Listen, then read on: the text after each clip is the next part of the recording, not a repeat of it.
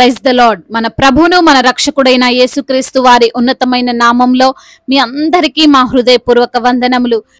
ఈ రోజు దేవుని వాక్యము, నా స్నేహితులను, నా చెలికాండ్రును నా తెగులు చూచి ఎడమగా నిలుచుచున్నారు, నా బంధువులు దూరముగా నిలుచుచున్నారు. కీర్తనల గ్రంథము 38వ కీర్తన 11వ చరణం. My friends and companions avoid me because of my wounds, my neighbours stay far away. Psalms chapter 38 verse 11. ఈ రోజుకు గాను దయగల దేవుడు మనకు దయచేసిన వాక్య భాగమును బట్టి ధ్యానించుకుందాము. ప్రభునందు ప్రియమైన సహోదరి సహోదరులారా, మనము నమ్మిన ప్రభు మనల్ని ఎన్నడూ విడువడు, ఎడబాయడు. ఆయన మనకు ఎప్పుడు దగ్గరగా ఉండే దేవుడు.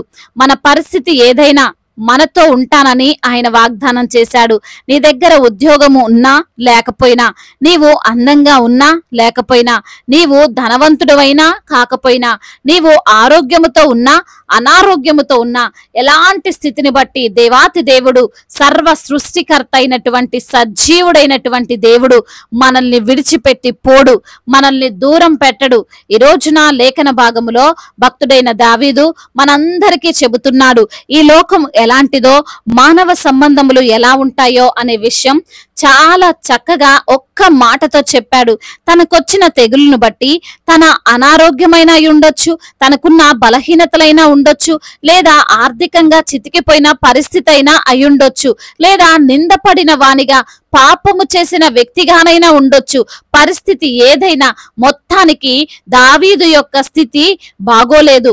అలాంటి పరిస్థితుల్లో ఆదరించాల్సిన వారే, నేనున్నాను, భయపడకు, బాధపడకు అని ఓదార్చాల్సిన వారే, నేను నీకు సపోర్ట్ గా ఉంటాను అని చెప్పాల్సిన వారే ఎలా ఉన్నారంట? దూరంగా ఉన్నారంట, ఎడమైపోయారు. నాకెందుకులే అని పట్టనట్లు చూస్తున్నారని మనము వాక్యంలో చూడవచ్చు. ఈ రోజున బహుశా నీ యొక్క పరిస్థితి ఇలానే ఉన్నదేమో. నీవు ఉన్న అనారోగ్యమును బట్టి నీవు ప్రేమించేవారే పలకరించడం లేదేమో. నీవున్న ఆర్థిక పరిస్థితులను చూసి నీతో మాట్లాడకు ఇష్టపడడం లేదేమో. నీ పైన పడిన నిందను బట్టో, నీవు చేసిన చెడు పనును బట్టో ఏ ఒక్కరూ నీతో సహవాసము చేయడం లేదేమో. నిన్ను నీచముగా చూస్తున్నారేమో. కానీ దేవుడు అలా చూడడం లేదు. ఆయన ప్రేమామయుడు, కరుణామయుడు. ఆయన నిన్ను ఆదరిస్తాడు, ఆయన నిన్ను దగ్గరికి చేర్చుకుంటాడు. ఎక్కడైతే పాపం విస్తరిస్తుందో అక్కడ ఆయన కృప విస్తరిస్తుంది. ఈ లోకము చేత చీదరింపబడుతున్న నిన్ను, అవమానింపబడుతున్న నిన్ను, నిందింపబడుతున్న నిన్ను దేవుడు మాత్రం ప్రేమిస్తున్నాడు అని నీవు మర్చిపోవద్దు. వ్యభిచారములో పట్టుబడినటువంటి స్త్రీని అందరూ అనరాని మాటలు అంటుంటే, ఇష్టం వచ్చినట్లు మాట్లాడుతుంటే, దొరికింది కదా ఇప్పుడు ఎలా అయినా మాట్లాడొచ్చు అని తిడుతుంటే, ఆమె చేసిన తప్పు ఏమో గాని ఆ మాటలకే ఆమె సగం చచ్చిపోయింది కదండి. ఈ రోజున లోకం ఇలానే ఉంది. నీవు చిన్న పొరపాటు చేసి పట్టుబడ్డావా, నీ పని అయిపోయినట్లే. నిన్ను అనే మాటలు అన్ని కావు. సోషల్ మీడియాలో చేసే ట్రోలింగ్స్ ఇక చెప్పాల్సిన అవసరం లేదు. ఆ అవమానములను తట్టుకోలేక ఈ మధ్య ఎంతో మంది ఆత్మహత్యకు పాల్పడ్డారు. లోన్ యాప్స్ లో లోన్ తీసుకున్న వారు కూడా తిరిగి దాన్ని చెల్లించడం ఆలస్యమైతే ఇష్టానుసారమైన మాటలు మాట్లాడుతున్నారు. అంత ఘోరంగా ఈ లోకం తయారైపోయింది. అయితే యేసయ్య మాత్రం ఆ వ్యభిచారమందు పట్టుబడినటువంటి స్త్రీని ఏమని పిలిచాడో తెలుసా? అమ్మా అని పిలిచాడు. సుంకరైన జక్కయ్య ఇంటికి ఎవ్వరూ పోరు, అందరూ వెలివేసినట్లు చూస్తారు. కానీ యేసయ్య, జక్కయ్య నేను నీ ఇంటికి వస్తాను అని ప్రేమగా పలకరించాడు. అలా అని దేవుడు పాపం చేసేవారిని, అక్రమం చేసేవారిని ప్రోత్సహిస్తాడు అని కాదు. వారిపైన ఆ సమయంలో ప్రేమను చూపడం వలనే కదండి వారు మారు మనస్సు పొందుకుంది. అందరిలానే యేసయ్య కూడా ప్రవర్తిస్తే వారు పాపములోనే జీవించి ఉండేవారు. దావీదు కొంతమందిని గూర్చి చెబుతున్నాడు, స్నేహితులు అని. తన యొక్క చెలికాండ్రు అని, బంధువులు అని వీరందరూ కూడా దావీదు పరిస్థితిని చూసి దూరం అయిపోయారు. ఉండనైతే ఉన్నారు, కానీ ఎలా ఉన్నారంట? దూరంగా ఉండి ఏం జరుగుతుందా, ఏం అవ్వబోతుందా అని ఒక షో చూసినట్టు చూస్తున్నారు. ఈ రోజున నీవు నమ్మకము పెట్టుకున్న నీ స్నేహితులైనా, నీ బంధువులైనా, నీ చెనికాండ్రైనా, అనగా అత్యంత ఆత్మీయులైనా నీకు ఏదైనా భయంకరమైన శ్రమ వస్తే దూరంగానే ఉంటారు అని తెలుసుకో. నిజ స్వరూపం అనేది అప్పుడు తెలుస్తుంది. కానీ నీవు నమ్మిన దేవుడు, నీవు అనేక సార్లు తృణీకరించిన నీ యేసయ్య స్నేహితులు, బంధువుల మధ్య ఉన్నప్పుడు అసలు ఆయన ఊసే ఎత్తని నీ ప్రభు మాత్రం అవేవి పట్టించుకోకుండా నీ పక్షముగా ఉంటాడు. ఎప్పుడు నిన్ను ఆదరిస్తూనే ఉంటాడు అని మాత్రం మర్చిపోకు. నీకు యేసయ్య ఎప్పుడు స్నేహితుడే, బంధువుడే, చెలికాడే. కాబట్టి ఆయన్ను ఆనుకొని జీవించు. దేవుడు ఈ మాటలను దీవించి మన హృదయములో ఫలింప చేయునుగాక. వాక్య భాగమును బట్టి ప్రార్థించుకుందాము. ప్రతి ఒక్కరు కూడా ప్రార్థనలో ఏకీభవించగలరు. ప్రార్థన. మహాశక్తి సంపన్నుడా, మహోన్నతుడా, కృపా కనికరములు కలిగిన దేవా, జీవాధిపతి, మీకు స్తోత్రములు తండ్రి. అయ్యా, ఈ రోజున వాక్యము ద్వారా మీరు మాతో మాట్లాడారు ప్రభువా. అవును తండ్రి, మమ్మల్ని ఎన్నడూ కూడా విడువనని, ఎడబాయనని వాగ్దానము చేసిన దేవుడో తండ్రి. అయ్యా, మేము ఎలాంటి పరిస్థితుల్లో ఉన్నా ఆ పరిస్థితులన్నిటినీ మా నుంచి దూరపరచి మాకు అనుకూలముగా మార్చే దేవుడవు తండ్రి.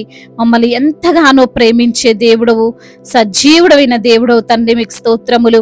అవును ప్రభా, ఈ రోజున తండ్రి అయ్యా, మేము ఎలాంటి పరిస్థితుల్లో ఉన్నా వాటన్నిటిని మాకు అనుకూలంగా మార్చే దేవుడవని, మీరు మాకు తోడుగా ఉండే దేవుడవని, సదాకాలము నేను మీకు తోడై ఉంటానని వాగ్దానం చేసిన దేవుడవని ఈ రోజున తండ్రి వాక్యము ద్వారా మీరు మాతో మాట్లాడి మమ్మల్ని బలపరిచి ఆదరించినందుకు మీకు స్తోత్రములు ప్రభువా.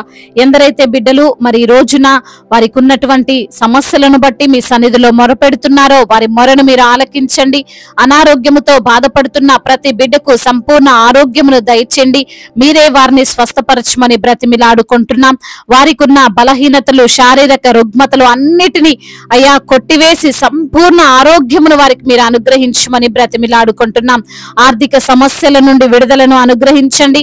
రుణ భారాల నుండి విడుదలను అనుగ్రహించమని వేడుకుంటున్నాం తండ్రి. అదే విధంగా కుటుంబములో కలహాలు, భార్యాభర్తల మధ్య విభేదాలు, అత్తకోడల మధ్య విభేదాలు, అన్నదమ్ముల మధ్య ఆస్తి తగాదాలు, ఇరుగు పొరుగు వారి మధ్య విభేదాలు, వాటన్నిటిని కొట్టివేసి ప్రభా అందరితో సమాధానంగా ఉండునట్లుగా కృప చూపించండి తండ్రి.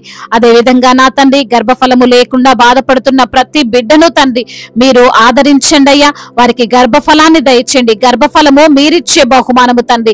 అద్భుత రీతిలో తండ్రి బిడ్డల యొక్క గర్భాన్ని తెరవమని వేడుకుంటున్నాం. అదే విధంగా గర్భిణీ స్త్రీలను మీరు జ్ఞాపకం చేసుకోండి అయ్యా. తల్లి బిడ్డలకు క్షేమాన్ని మీరు అనుగ్రహించమని బ్రతిమిలాడుకుంటున్నాం అయ్యా. మరి తండ్రి, ఇప్పుడే పుట్టిన చంటి బిడ్డలను కూడా మీరు జ్ఞాపకం చేసుకోండి ప్రభా. మంచి ఆరోగ్యమును అయ్యా తల్లికి నీ బిడ్డకు మీరు దయచేయమని బ్రతిమిలాడుకుంటున్నాం. రక్షణ లేని బిడ్డలను మీరు జ్ఞాపకం చేసుకుని వారందరికీ రక్షణను దయచేయండి. అదే విధంగా నా తండ్రి, చిన్న బిడ్డలందరినీ కాచి కాపాడండి. మరి తండ్రి, గడిచిన సెలవులంతటినీ కాచి కాపాడారు. మరి స్కూల్ కి వెళ్తుండగా ప్రభా మీ యొక్క కాపుదలలో బిడ్డలను భద్రపరచండి. మీ జ్ఞానము చేత ప్రతి బిడ్డను నింపి నడిపించమని బ్రతిమిలాడుకుంటున్నాం అయా. వివాహాల విషయంలో మీ చిత్తమును బట్టి మొరపెడుతున్న బిడ్డలకు ప్రభా మీ చిత్తమును తండ్రి వారు తెలుసుకున్నట్లుగా కృప చూపించండి. మీ చిత్త ప్రకారముగా తండ్రి వివాహము జరుగునట్లుగా కృప చూపించండి. సాటి అయిన సహకారిని వారికి మీరు అనుగ్రహించమని బ్రతిమిలాడుకుంటున్నాం అయ్యా. మరి చేతి పని చేసుకునే ప్రతి బిడ్డకు మీరు తోడై ఉండండి అయ్యా. మరి తండ్రి, బిడ్డలు చేస్తున్న పనులలో వారికి ఆశీర్వాదాన్ని దయచేయండి. కోర్టు సమస్యల నుండి, ల్యాండ్ సమస్యల నుండి తండ్రి బిడ్డలకు మీరు విడుదలను అనుగ్రహించండి. వారి పక్షముగా మీరు న్యాయమును తీర్చమని బ్రతిమిలాడుకుంటున్నాం.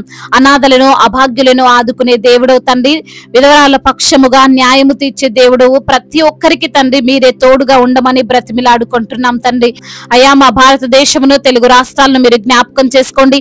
సమాధాన దేశముగా, ప్రేమ కలిగినటువంటి దేశముగా మా భారతదేశమును అయ్యా మీరు దీవించండి నా తండ్రి. అధికారులందరికీ మీరు తోడుగా ఉండండి అయ్యా.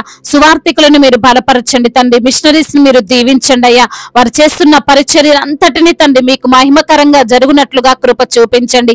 దైవ సేవకులందరికీ మీరు తోడుగా ఉండండి ప్రభువా. అయా సంఘాన్ని విస్తరింప చేయండి. సంఘ విశ్వాసులను తండ్రి అయా విశ్వాసములో స్థిరులుగా నిలవబెట్టండి తండ్రి. అదే విధంగా నా ప్రభువా ఇంకా తండ్రి ఇతర దేశాల్లో ఉంటున్న ప్రతి బిడ్డకు మీరు తోడై ఉండమని, అయా వారి మొరను మీరు ఆలకించమని, వారి కన్నీటిని తుడిచి నాట్యముగా మార్చమని, అయా బిడ్డలు చేస్తున్న కష్టములో తగినటువంటి ప్రతిఫలమును వారికి మీరు అనుగ్రహించమని బ్రతిమిలాడుకుంటూ తండ్రి ఇంతవరకు చేసిన ప్రార్థన అంతటిని మీ పాద సన్నిధిన చేర్చుకోమని మనాథుడు సర్వశక్తిమంతుడు సజీవుడైన యేసుక్రీస్తు వారి బలమైన నామంలో ఈ ప్రార్థనను అడిగి వేడుకొని పొందుకొని ఉన్నాము మా ప్రియ పరలోకపు తండ్రి. ఆమేన్. ఈ రోజు పెళ్లి రోజు మరియు పుట్టినరోజు జరుపుకున్న వారందరినీ దేవుడు దీవించి సకల మేలులతో ఆశీర్వాదములతో కృపాక్షేమములతో శాంతి సమాధానముతో దేవుడు మిమ్మల్ని నింపునుగాక. మీ యొక్క ప్రార్థన అవసరతలను మాకు తెలియజేయగలరు. మీ కొరకు మేము తప్పక ప్రార్థిస్తాము. మొదటిసారిగా మన యొక్క ఆదరణ వాక్యం చూస్తున్నట్లయితే తప్పకుండా సబ్స్క్రైబ్ చేసుకోగలరు. ఈ వాక్యం మీకు ఆశీర్వాదకరంగా ఉండినట్లయితే అనేకులకు కూడా ఈ వాక్యాన్ని పంపి మీరు కూడా దేవుని యొక్క రాజ్య సువార్తలో పాలి భాగస్తులై ఉండాలని దేవుని పేరిట మనవి చేసుకుంటున్నాను. May God bless you all. దేవుడు మిమ్మల్ని బహుగా దీవించి ఫలింప చేయునుగాక.